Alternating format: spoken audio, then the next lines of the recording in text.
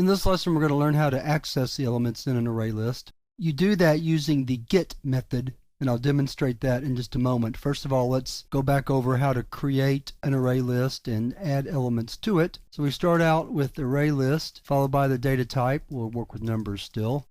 Then we call the constructor for the array list with the data type and the open and close parentheses. Then we'll write a for loop. And let's go I less than 11, so we're going to put the numbers 1 through 10 into this array list, plus plus I. Then you write numbers.add sub I, or add I, to add each I value to the array list. Then if we want to access these elements, we'll use another for loop. Let's say we want to determine the total.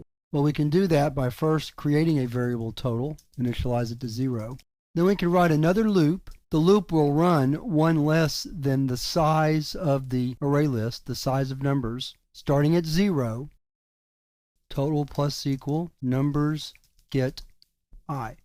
The elements of an array list are ordered starting at position 0. So by calling get with the for loop running from 0 to 1 less than the size, we're going to pull each element out of the array list in order starting at position 0 through the last element in the array list.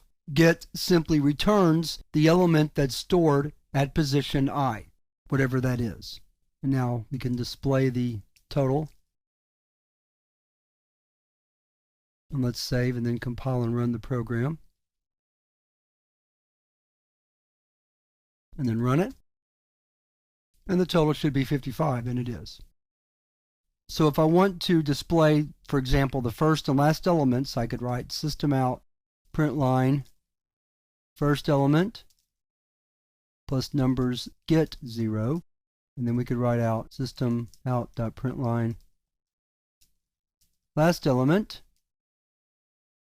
And here I'm going to have to do a little computing, and we'll have to do numbers.size minus 1, like so. Because theoretically, I'm not supposed to know how many elements are in the array list. That's one of the main features of an array list, that you don't have to know the size, the total number of elements in the array list. We have the size method to tell us how big the array list is, and then we can use arithmetic from that, numbers.size minus 1, to get at the very last element. So let's see if that works.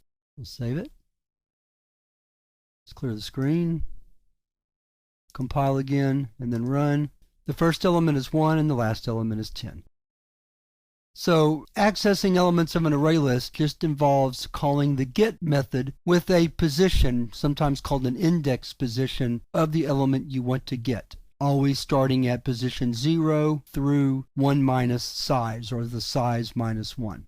And that's all there is to accessing elements of an array list. In the next lesson, we're going to talk about how to pass array lists to methods, because a lot of times you'll want to pass an array list to a method in order to modify the elements of the array list in some way.